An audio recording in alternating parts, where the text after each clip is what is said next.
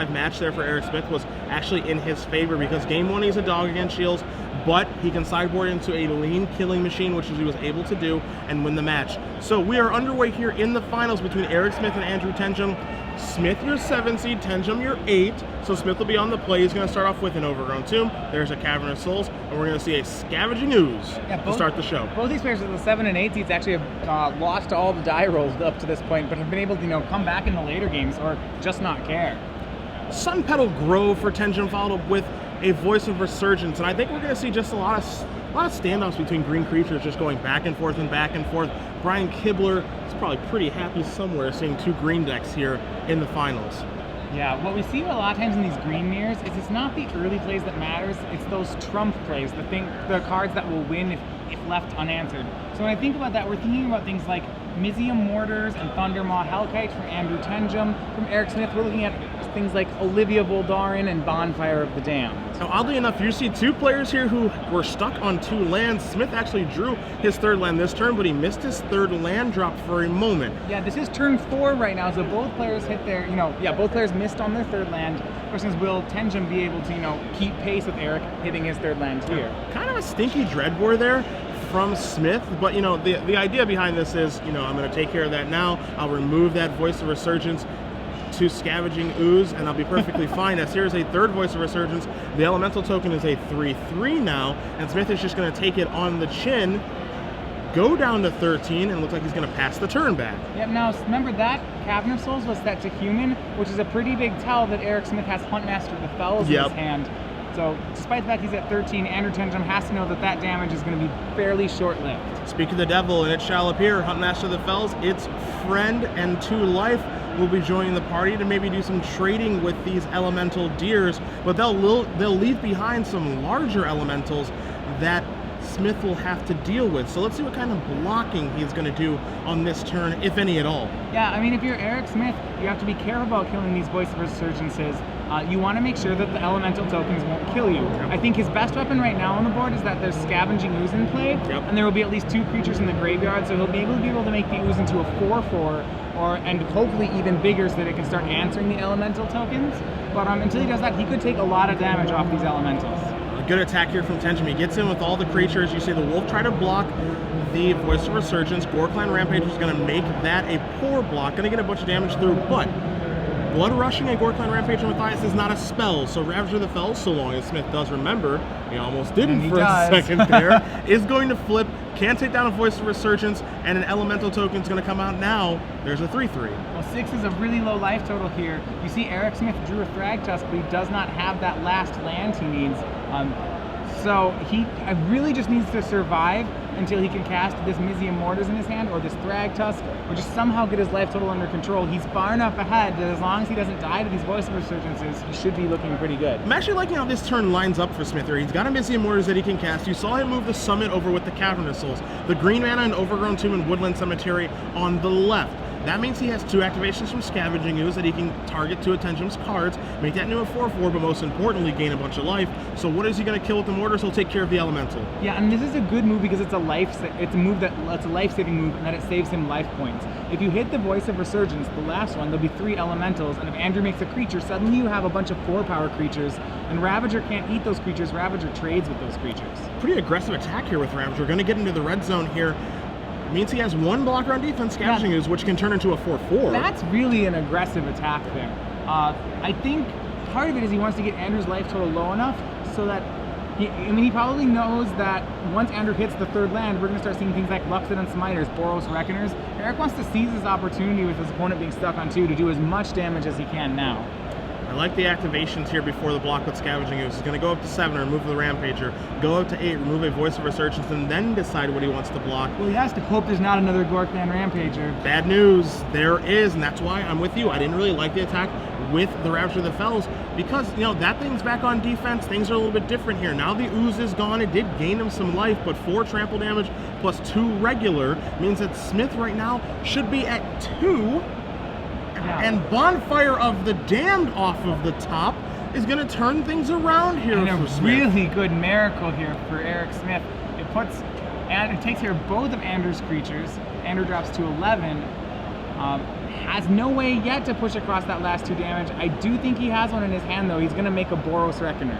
He also he's drawn a Land and Temple Guard, and he has a Sublime Archangel in his hand as well. So Sublime Archangel would make the Elemental into a 2/2, then Exalted Triggers would actually make the Elemental into a 4/4, so into the red zone we go. Right, Erik has no choice but to block here. And yeah, he's counting it up, realizing, yeah, okay, that block's going to have to happen. Not a block he should be very excited about. Yeah, I wouldn't be thrilled about it either. He's going to untap, he's going to draws a Scavenging Ooze, he's stuck with Thragtusk in his hand, Bonfire that he cannot cast, and it looks like he's going to die to a beautiful Mythic Angel. Yeah, even if he has the land for Thragtusk here, he's dead to any creature from Andrew, because that will give the extra Exalted. Well, Andrew only has 28 creatures in his main deck, so he probably wouldn't have one. Right. So that will be 2. Sorry, it'd be 2 creatures. He Sure. would be 2, but I mean, it's still pretty grim for him. Yeah. So we're going to bring it back to the booth because it is trivia time yet again, and this time we're not giving away 12 months. We'll be giving away a copy of Next Level Deck Building, Patrick Chapin's brand new ebook. If you haven't seen anything about that, make sure you do check out StarCityGames.com. All the information is there for you guys. Over 500 pages of fun in there. Yeah, I've actually had a chance to read a little bit of it this weekend. A really great read. There's an entire section which I actually found on, the theories behind 4 ofs, 3 ofs, 2 ofs, and like the roles of creatures in each deck, and like talking about them. It's a lot of great stuff. If you haven't done read a lot of deck building theory, Chapin is really one of the better minds in explaining this stuff. Yeah, one of the best deck builders of all time. You guys know about all the decks he likes to build. He loves to brew as well. You can read how to get into his mind, see how he builds decks with Next Level Deck Building. And again, I'm going to ask you a trivia question. Make sure you do hashtag your answer, SCG Premium on Twitter. We will select one person from the people who do get it correct, so it is about accuracy, not speed, at the conclusion of the finals.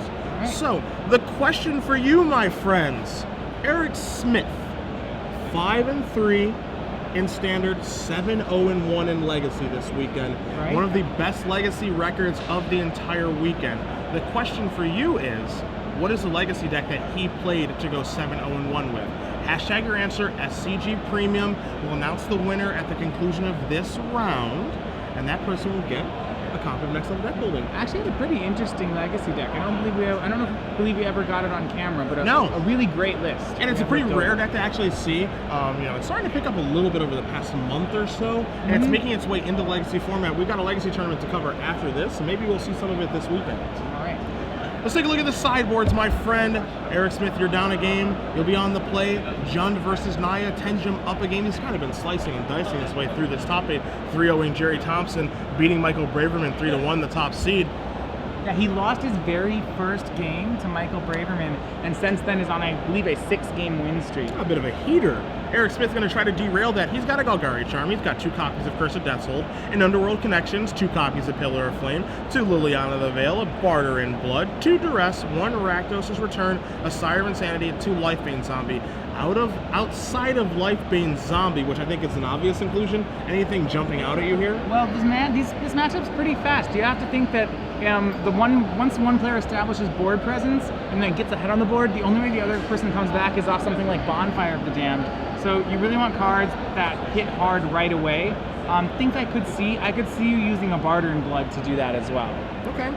And of course, Barter and Blood can be really good in this matchup. There are times it'll be a little bit mediocre because of Voice of Resurgence, but at the end of the day, I think I agree with you, where you think you want to board in that card anyway in lieu of Voice of Resurgence, because the cards that it can hit when it does, it's going to be pretty good.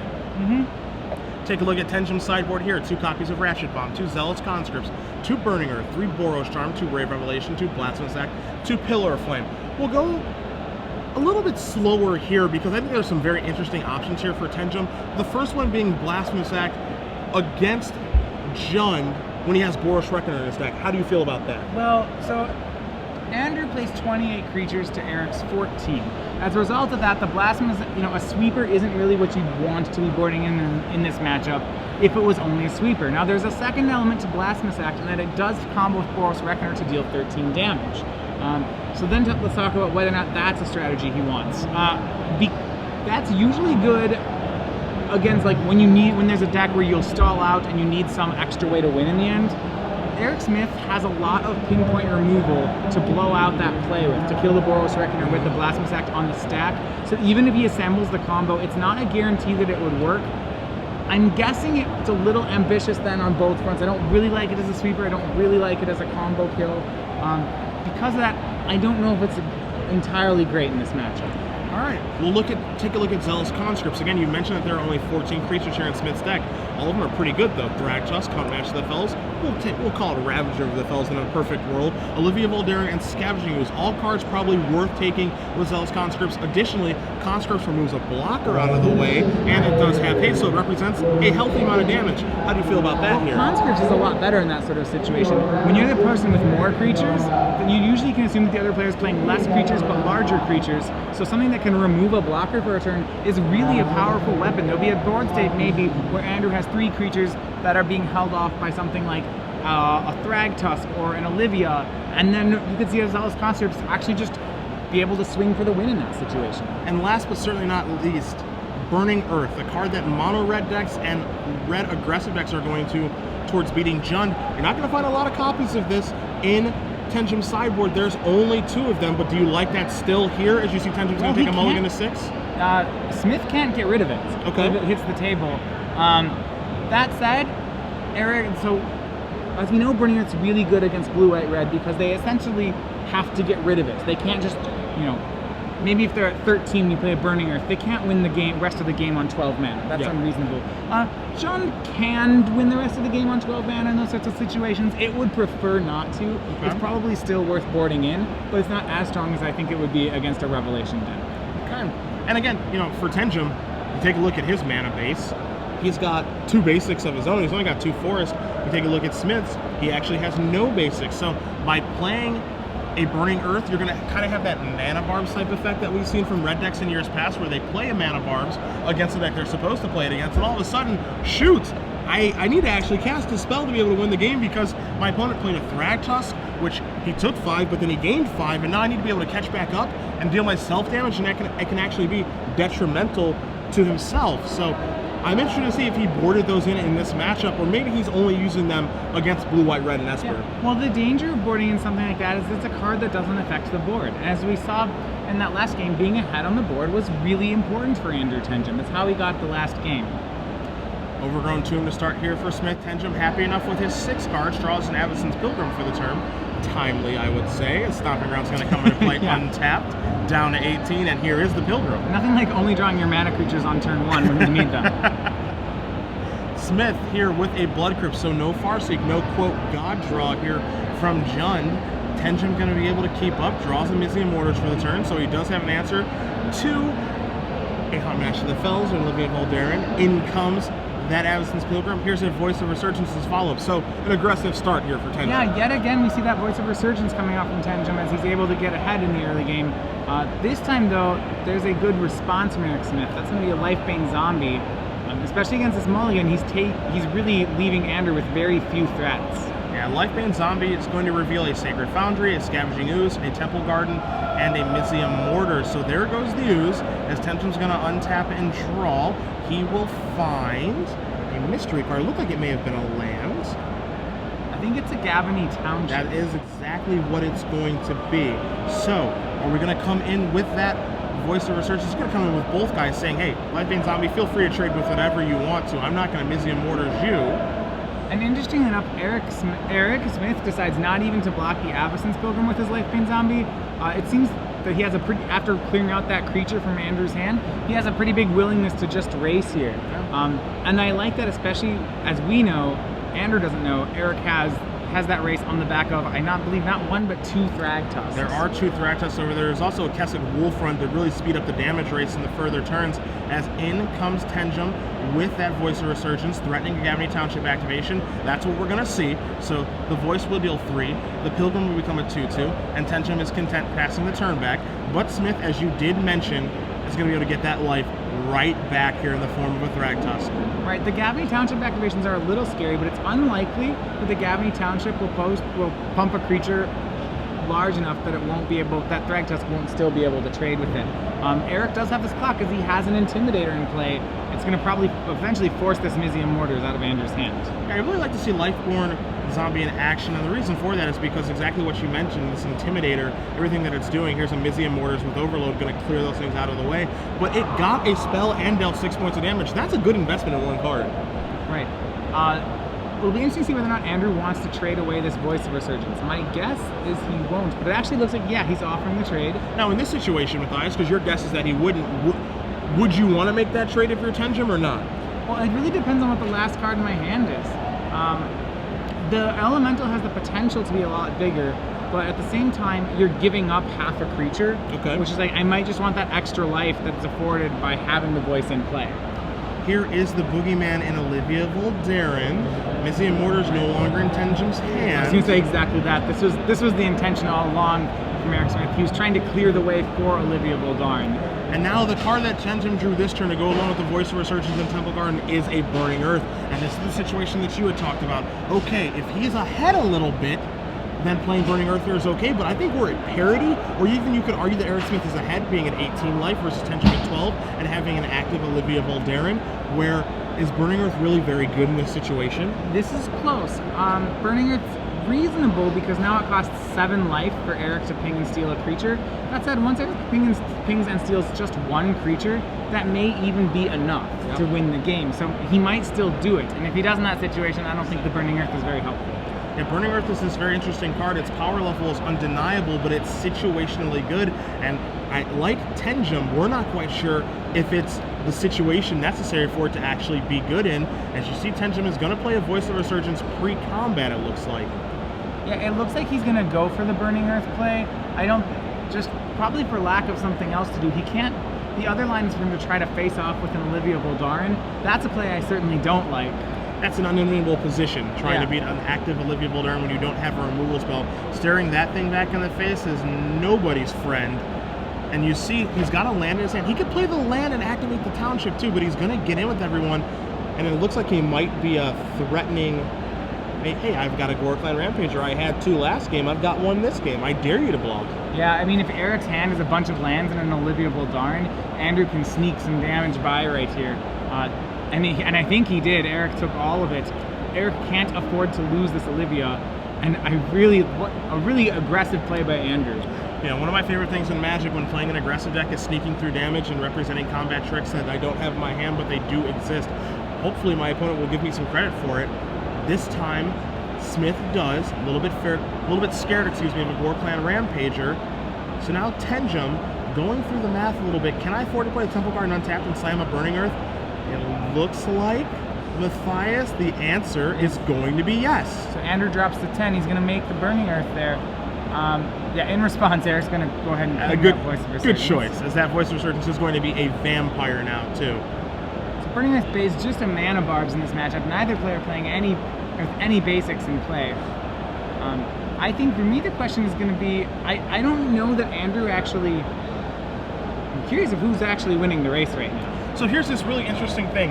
As if Thragtusk wasn't good enough, Matthias, the fact that this card doesn't really care about Burning Earth is crazy to me, because Smith can play a Thragtusk, take 5, and then gain 5, and he has a 5/3 to his board. So what Smith can do is say, all right, attack with Olivia in the air, shoot a guy because you're at 10, that's a 5/5. I'll take 2 to do that, go down to 11, play a Thragtusk, I got a 5/3 in the way on the ground, and then my Olivia is lethal the next turn, so I think that's probably what his play is going to be, but we'll see if he wants to pull the trigger on that or not. Well, he's swinging the Olivia to put Andrew down to 6, and yeah, I think he's going to go with that. Remember, next turn he can also pay 5 life to just steal that Voice of Resurgence, as Olivia did turn it into a vampire. And of course, because he doesn't shoot there, he puts Tenjum down to 6 instead of 5, but he can still make it a 2-turn clock. He can shoot on the end step, shoot on his turn, and get in for 6 points of damage in the air. So it looks like he may have missed the point of damage now, but he can just add to that damage later and still make it a 2-turn clock. Yeah, it doesn't actually affect the clock. So I do like the play there. The trouble here for Tenjum is that the Burning Earth is just not going to be good enough, because in order for him to get back into this game, with the way the board position looks, he needs to cast a spell. Yeah, I believe Erik's actually still at 10. He gained 5 off the Thragtusk, but he then took 5 off his own lands. So a trade's going to happen here between the Elemental and the Beast token. No shot here. Well, he can do both shots on this turn if he wants to. Okay.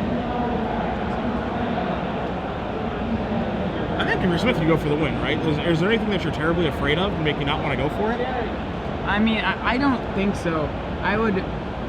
I would want to go for it because I don't think you lose even if you fail at going for it. Okay. You know, there are 2 copies of Selesnya Charm in Smith's deck. You're going to see him get to the red zone with the Beast token as well here, so that's a little bit interesting. I guess we could see a Kessig Wolf run activation if he deems that necessary. Again, he has more life, 13 life at his disposal. Tenjum at a lowly 6. Yeah, I think he's playing around the Selesnya Charm right now, keeping his Olivia at a 4/4. He may be even okay giving Andrew an extra turn because he just doesn't want to lose this Olivia. Yeah, it looks like to me that he can actually afford to play around Selesnya Charm this turn. So you're going to see Tenjum, it looks like he's going to block that Voice of Resurgence, maybe a double block here. We'll see. I'm still kind of surprised he hasn't stolen Voice of Resurgence. Well, at least he doesn't seem like he, you know, that was an option to him. It seems like he's figured that Voice of Resurgence is not worth 5 life. Sure. So, gonna take 2. Shoot the Pilgrim once. Alright. Shoot the Pilgrim again. Gonna take 2 more points of damage. Do you have Selesnya Charm Gonna go for and the your win. Tenjum? That's going to be 6 if he's not careful. The answer is no. no. Eric Smith is going to win game number 2. Tenjum will concede. Jund versus Naya. We are even up here in the finals of the Invitational. Yeah, so I think we were talking about Burning Earth as a sideboard card. It's really hard to say that you don't want Burning Earth. Again, like when you first read the card, that people said, well, you know, why wouldn't you want it against a deck with all non-basics? And I think while I like Burning Earth as a card, I think it's interesting because I've never seen people get so excited about mana barbs before. Well, look, we're tired of losing a Jund. That's hence the excitement. So I think I'm going to go out on a limb here. I think the excitement is a little overblown at the moment because when you read the card, you think, oh, this is sick against non-basic decks, but because they actually put that conditional word on it, people have forgotten that it's just mana barbs. And, you know, mana barbs isn't actually good in every matchup. It's been in Standard a lot of times before and seen little to no play in Standard. Yeah, you know, format dependent, you're going to see a card like that be really, really good. Sometimes you won't. And, you know, this isn't the first time that we've seen someone draw a Burning Earth against a Jund deck and still lose. So whenever something like that happens to me when I'm sideboarding, that sets off a huge red flag. It's like if I drew one of my sideboard cards in a matchup and then I ended up losing. And it was bad. It was mediocre to bad, or I just ended up losing. All right, this is not a card that I want to have in this matchup. Exactly. So I do think that, you know, if regular mana barbs were around, we certainly would see it be played against Revelation decks. It's really a good weapon against them. I don't know if we'd be seeing as much play as I think Burning Earth is seeing play right now. So you're not a Burning Earth fan, huh? I like mana barbs. Is that because you play Esper? No, it's not that. Though that's a fair thing. I would like if everyone stopped playing Burning Earth. Then I could, you know, play different cards. But no, on top of that, I mean, I played mana barbs at pro level events before. I just, you know, how many times have you had a format where people are playing mana barbs in the main deck? That's very, very rare. It's very rare, but we're seeing people main decking Burning Earths right now, and I don't really see there being much of a difference. Yeah, you know, I think that main decking Burning Earth is a pretty hasty maneuver. There are other decks in the format. There are a lot of matchups where it's pretty poor as well. You know, if you're guaranteed to play against Jund every single round, which you're not, I think it would be a reasonable decision, and it's certainly not the even ultimate great. gamble. I don't even know if it's great. I'm unconvinced that it's good in this matchup. It's just situational, just like Mana Barbs was. If you're ahead and you play with Mana Barbs, you're probably going to win. If you're on parity, or even a little behind, as Tenjum was in that game, it doesn't do anything for you. Mana Barbs is great at sealing a game when you're ahead. It seals one up sometimes. Yep. It also, it can act as a burn spell if your opponent is a deck that, you know, just needs to continue to use mana. Oftentimes, you know, you'd see play against a ramp deck. You know, it's pretty good against ramp because ramp has no choice but to tap all its lands. It can't play without tapping its lands. It doesn't even matter if you're ahead. If you just play it on an empty board, they can have 3 spells for the rest of the game. But I don't think Jund is either of those things. And the frustrating thing too is just that the interaction with Thraktos with Burning Earth, as if Thraktos needs to be any better. The fact that it's just like, okay, Burning Earth doesn't actually do anything, and I get to place a 5/3 on the board is absolutely crazy to me. Thraktos, go away. It's time to go. And so it looks like both players are going to be on 6 for this game. Mulligan, Yep. favor either player? A little bit to Andrew. I think his spells cost a little less, so less things need to come together to get a keepable 6. Okay. Does it really favor either player? No, not too much. Okay. If you guys are just joining us, Cedric Phillips, Matthias Hutt here in the booth. Star City Games Open Series featuring the Invitational here in New Jersey. You can, of course, join us on Twitter at SCG Live, hashtag SCGINVI for your tweets. You can predict who you think is going to win the finals here. Are you a Naya fan? Are you on the side of Andrew Tenjum? Or are you a Jund fan? And on the side of Erik Smith here as we look to crown a champion. Erik Smith, actually a local from New Jersey, I believe. Whereas Tenjum we had from Illinois, making the trip out to the Invitation. Yeah. Tenjum getting around, we often see him in the area when we're around St. Louis. We saw him when we were in Milwaukee. He travels to the Invitationals. He's getting around the circuit. He's placing pretty well, and now he makes his first Invitational top 8 and has the opportunity to become a champion. Not to take anything away from Erik Smith. Both these players have very, very similar resumes on the Open Series. This is both of these players' first Invitational top 8, and whichever one does win this tournament, it's going to be a big stepping stone in their Magic career. And both of them defeating, a titan of the format in the semifinals. We saw Andrew Tenjum took down Jerry Thompson in 3 games, and Erik Smith defeated Dave Shields in 5. Both of their opponents were playing blue, white, red. Smith's going to take a second mulligan, so he's going to be going down to at least 5 cards, hopefully for him, not any less. But yes, both of these players got paired against juggernauts. Right. 2 players who are consistently playing on the Pro Tour, in Dave Shields and Jerry Thompson. Both of their resumes are very extensive. You guys are probably very familiar with both of those players at home. To be able to defeat both of those players and make it to the finals is an impressive accomplishment in and of itself. Right. So you can't say that these people, they are not. They are certainly both battle tested, having made it to this finals. Yeah, I mean, they're not here on accident. And for Erik Smith, the legacy deck that he played, he was very, very happy going 7-0-1 with his blue, white, red Delver Blade deck. Tenjum playing Jund on his end. Both these players had really, really good weekends. Excuse me, I take it back. Tenjum is one of the 4 Shardless Bug players. Yeah, the full 4: James Buckingham, Michael Braverman, Jerry Thompson, and Andrew Tenjum, all making the top 8 with Shardless Bug for this tournament. A lot of people felt that was the best legacy deck coming into this tournament, and it looks like it may have been, as Smith is going to draw his opening hand. You see a Rootbound Crag, a Bonfire of the Damned, also has a Scavenging Ooze, and he is happy enough with his 5 cards. It has a 2-drop, and it has enough lands so that it can play the game. That's pretty good for a 5. Tenjum's not out of the gates very, very quickly, as here's a second Rootbound Crag here from Smith, but we do know that while he's not out of the gates that fast, his threats are so big that he can still close out a game pretty quickly. Domri Naya going to get the show started for him. Yeah, Andrew's, I think, trying to recover a little bit. He had the choice between leading out on Smiter and leading out on Domri, and he really quickly made the decision to lead out on Domri Rod, saying that this game could definitely go late. I would rather have more cards than you than opposed to having a fast clock.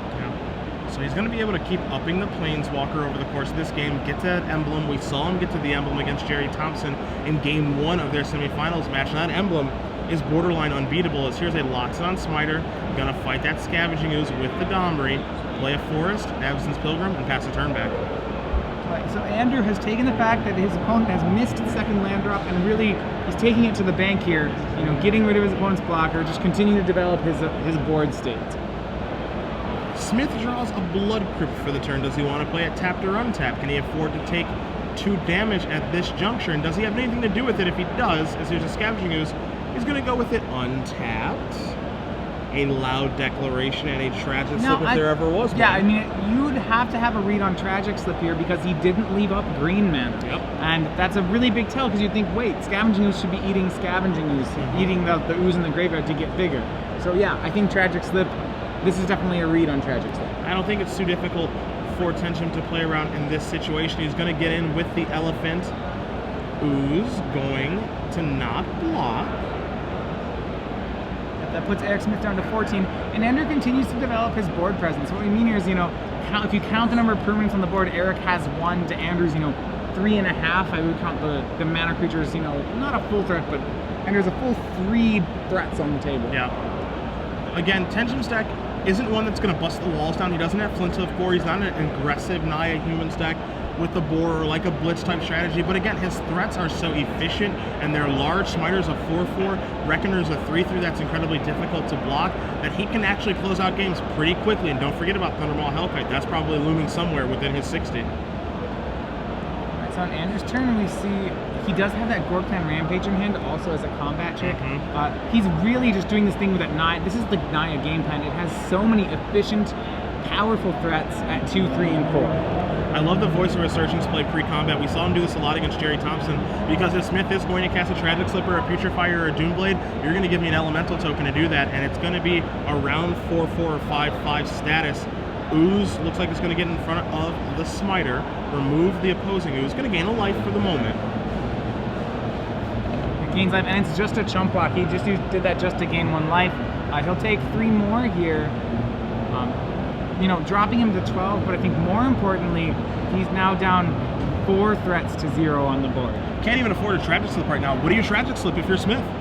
I mean, it's morbid. Yeah, you Tragic Slip nothing. You're turning one of his creatures into a 4/4 by playing Tragic Slip. Yeah. His biggest creature is a 4/4. I don't think that's something you really want to do.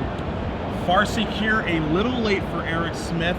Going to search out an Overgrown Tomb. He will play on, but I think, Matthias, that Mr. Tenjum has a Gore Clan Rampager in his hand. If that is the case, we're looking at an attack for 4, 5, 6, 7, 8, 9, 10. 14. Yeah, we're looking at 14 damage.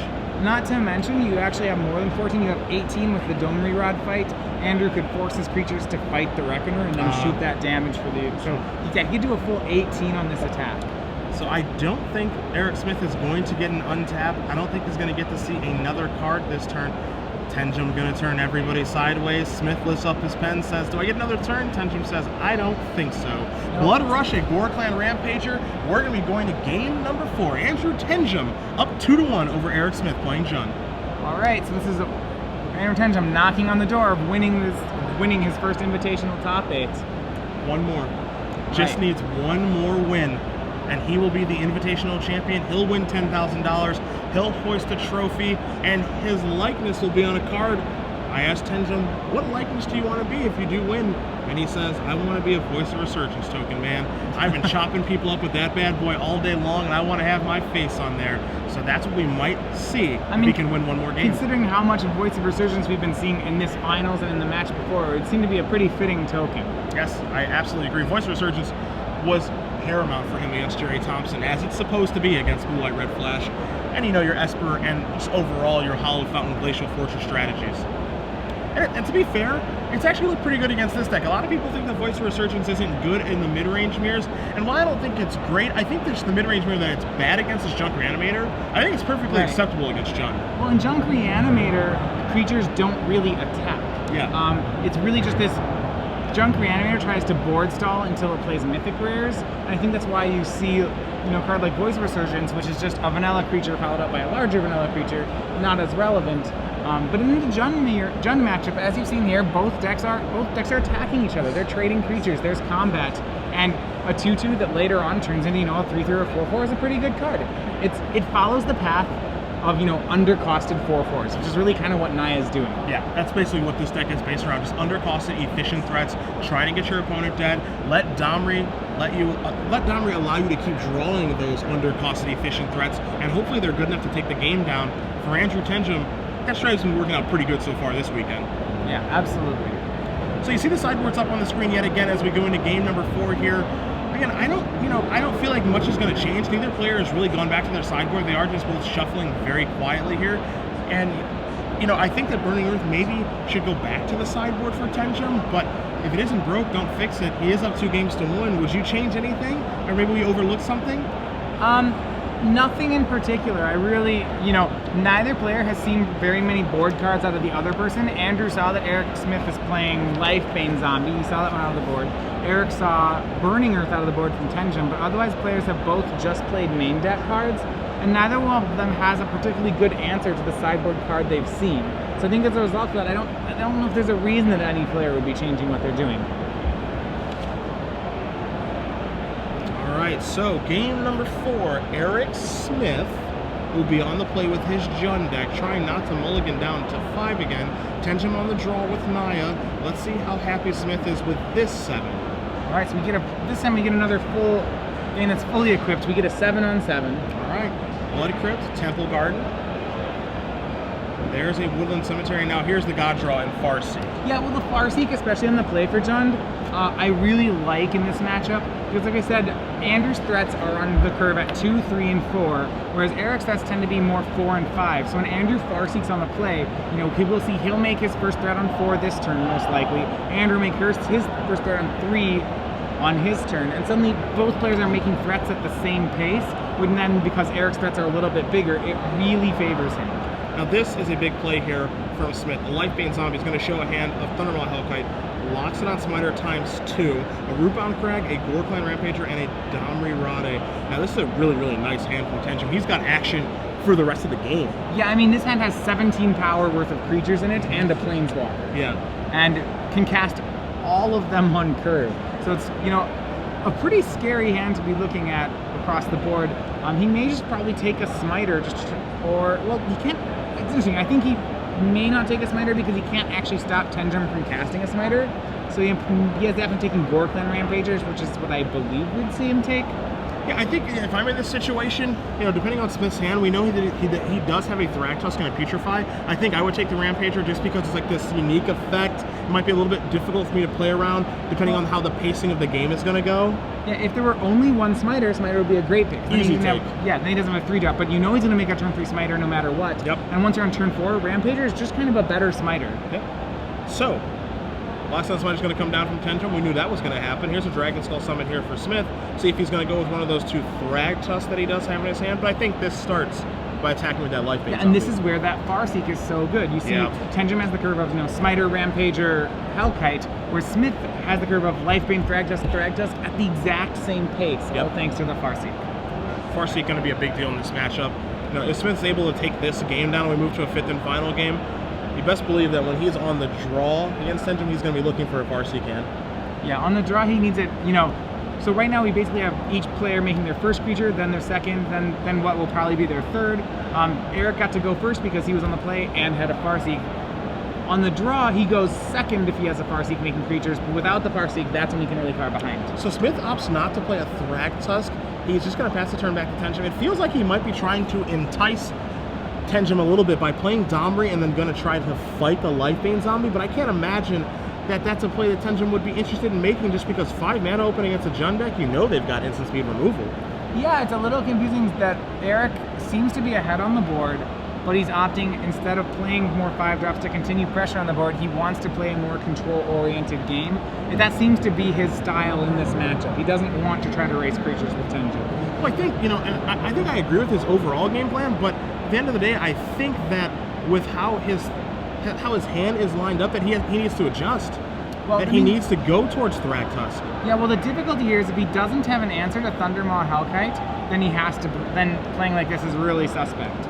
I do think we saw a Doomblade out of him, so it looks like he does have that answer. He did just draw a Doomblade, so he does have that answer. Thragtusk is going to join the party now. Smith's going to go up to 21. As Tenjum untaps and he draws, you see that Burning Earth is in his hand again. Yet again, not very good. You're saying he didn't have the Doomblade when he made the first play. Correct. It's very, so interesting line there. Like I said, I think if he's boarded in enough removal, he can count on the removal showing up. You can count on those Thragtusks to buy him enough time to get to it. But I also like your comment about Burning Earth. Once again, Andrew has a Burning Earth, but he's too far behind for it to mean anything. Yeah, he's got some serious catching up to do. Thankfully for him, his threats are both efficient and powerful, so he can slam down some haymakers like a Gore-Clan Rampager that he has. I mean, that's exactly what he's going to do and start to gain some ground here. But don't forget, that Life Bane Zombie got to take a card. It's gotten in for 6 points of damage so far. We might see it get in for its 9th point of damage now. Yeah, we really just can't underestimate how good Life Bane Zombie has been this game for Erik, and just has been in the tournament in general against these green decks. Not only is it getting those cards in hand, but which I think we knew it would be getting green and white creatures, but a 3/1 Intimidator has been a really relevant body. You see, Smith didn't want to block the Lockstone Spider. He wants to be trading creatures on offense, not on defense. So he's going to attack with his Thragtusk. Gore-Clan Rampager is going to block. Beast Token comes in. Thragtusk, the follow-up there for Smith, goes to 22 and passes the turn back.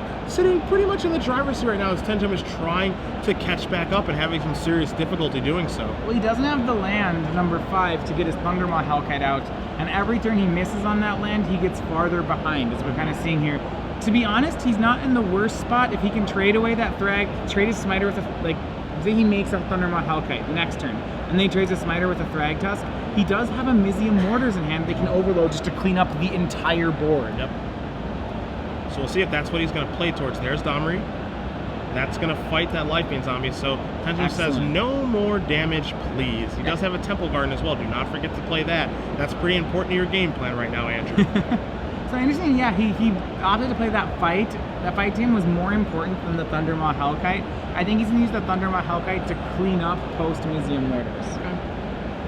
Smith draws his card for the turn. It's a Kessig Wolf Run. He could go Doomblading here to clear out the Smiter, which is what he's going to do. He's going to attack for 5, 6, 7, 8. Let's make it 9 with an activation of Wolf Run for 1.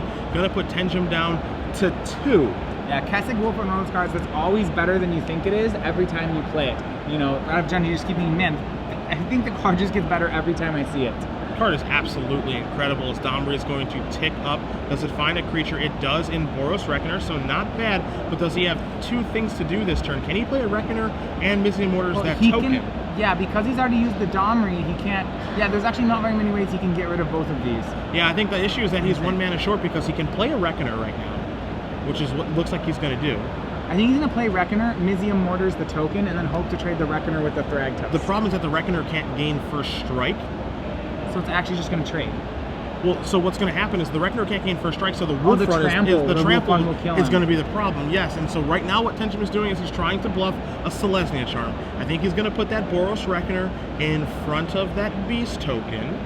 But even then, if Smith tramples the Beast, he would just trample the Beast, and then we get the job done. Tenjum comes to that realization, and Erik Smith is going to win game number 2, and it's only fitting that we're going to go to a 5th and final game to figure out who's going to be our Star City Games Invitational Champion. Right. So matching up both times, it's really been about who grabs control of the board earlier, and we've been noticing a lot of that. I think in both Standard and Legacy at this Invitational, board control has been really important. Yeah, I absolutely agree with you. And you know, you see the importance of Farseek from the Jund deck and how it's just an irreplaceable effect. You know, as good as Scavenging Ooze is to let you have another 2-drop in your deck, the fact that Farseek lets you play Olivia Voldaren and Hunt Master of the Fells ahead of schedule, as well as Garrett Primal Hunter and Thragtusk, it makes the deck just go into overdrive. Yeah, I mean, the Scavenging Ooze has trouble making itself relevant in the matchup. And that's not to say that, you know, it can't become a 4/4, but I think the harder thing is that it requires mana to become a 4/4. Yeah. You know, you have to play your Scavenging Ooze for 2, and to make it, you know, I think 4/4 is the relevant size in the matchup. That's when a creature really starts working. Then you have to pay 2 more mana, and that's just really hard for Jund to find time to do that and still play its game plan how it wants to. So because of that, you know, Jund's life, like, its threats start at 4 mana for the most part. It's Olivia, Thragtusk, and Hunt Master of the Fells. It's really, its early game is all removal spells. Yeah, and removal spells and Farseek, that's really about it. As we're going to see both players shuffle up here. If you guys are just joining us, Cedric Phillips, Matthias Hunt, StarCityGames.com Open Series featuring the Invitational. We're here in New Jersey. We're watching Erik Smith and Andrew Tenjum move on to a 5th and final game to crown an Invitational champion. We'll see who'll be hosting that trophy, who will win $10,000, and most importantly, who's going to have their likeness on a card.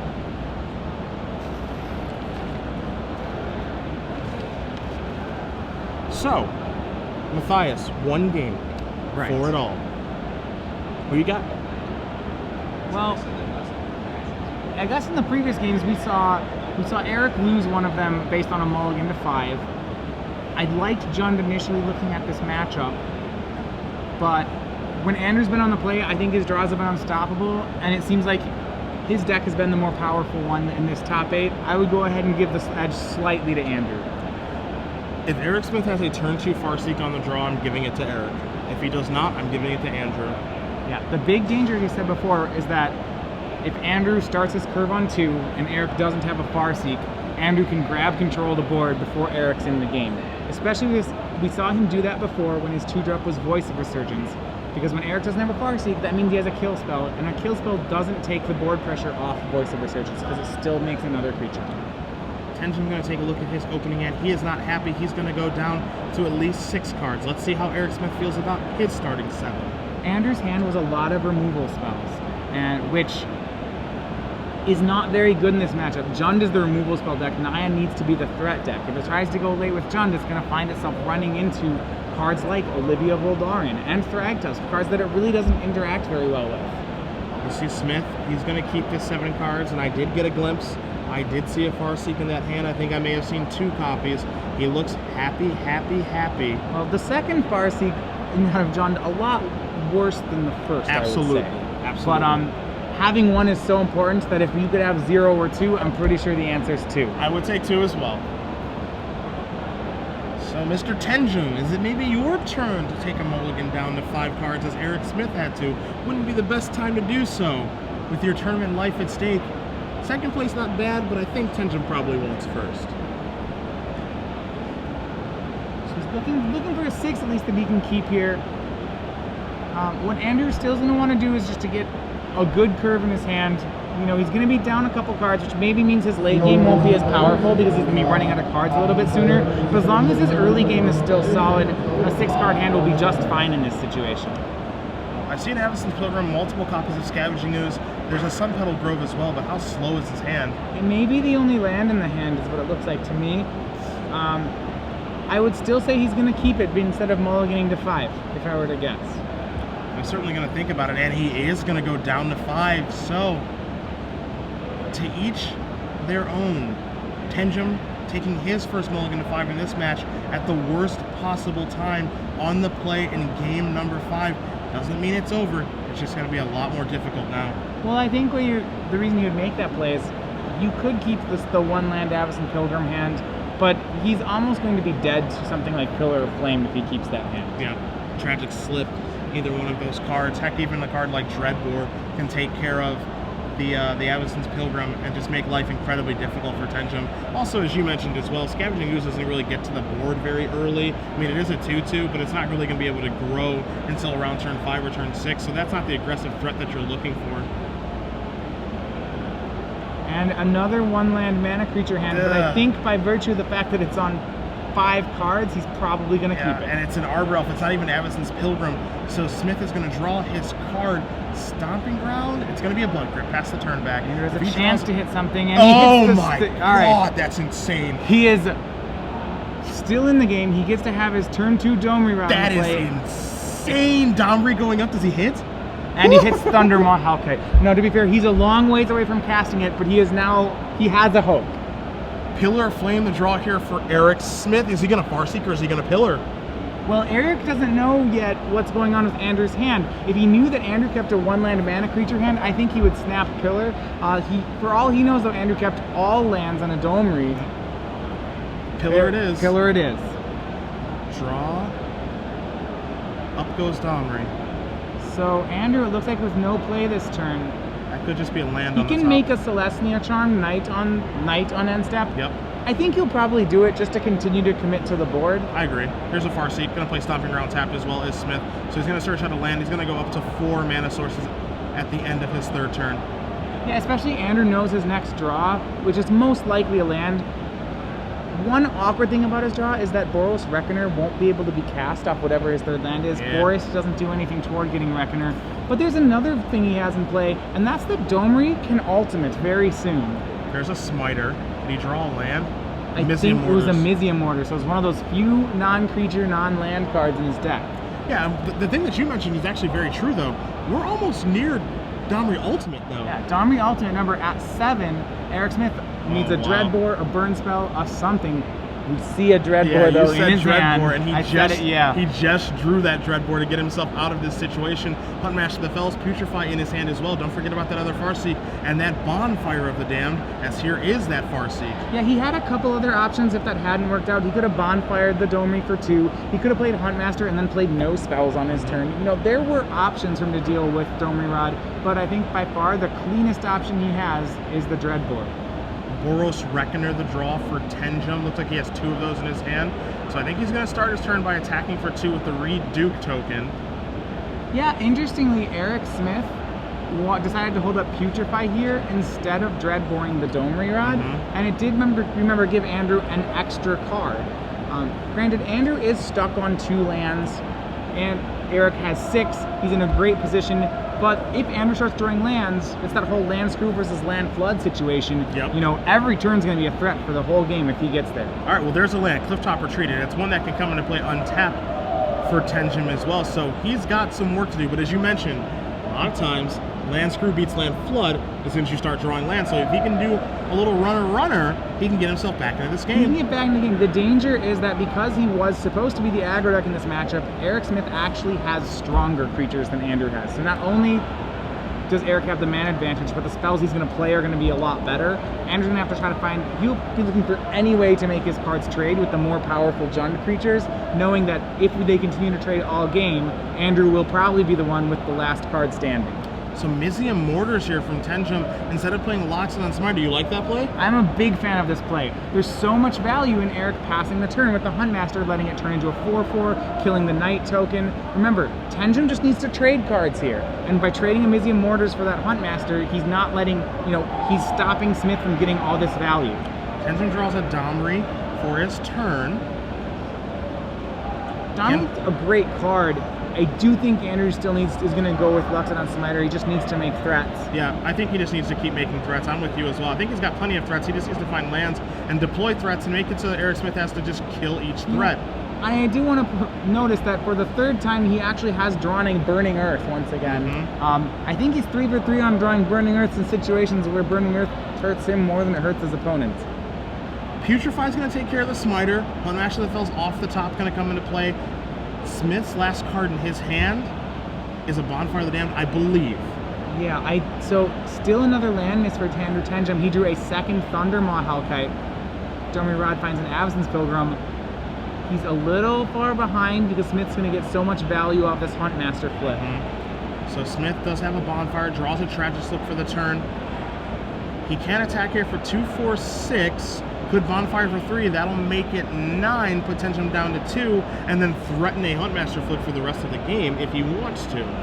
Right, so yeah, as you said, a swing for 6, a flip for 2, making 8, and then you said a Bonfire for 3. So that's actually 11. Yeah. So what he can do right now is he can attack here for 6, put Tenjum down to 5, Bonfire for 3, and then put Tenjum down to 2, and then make it so that Tenjum has to have a spell every turn, flip the Huntmaster. But Huntmaster's just going to flip now, going to put Tenjum down to 3. Well, Tenjum needs to gain life. Yeah. Because Smith has a 3-point burn spell in hand. Yep. Either way we do the math, if he wants to do the 2 now or do the 2 later, it adds up to 11. Well, I like that he did the 2 now because that means if Tenjum has a removal spell for Ravager of the Fells, that's no longer good. Ravager has already done its 2 damage. There is a Boros Reckoner. It's gonna fight the Wolf token. And Fight deal 3 to the other Wolf token. There's an Avacyn's Pilgrim. And now back, and I think Erik Smith is going to untap immediately, cast Bonfire of the Damned for 3, and that is it! Erik Smith, your Star City Games Invitational Champion. Now, Erik Smith, I think just battling his way so hard through this top 8, it took him coming back from 1 to 2 to defeat James Buckingham, coming back from 0 to 2 to defeat David Shields, and then in the finals, once again trading blows with Andrew Tenjum, coming back from 1 to 2 to win the finals.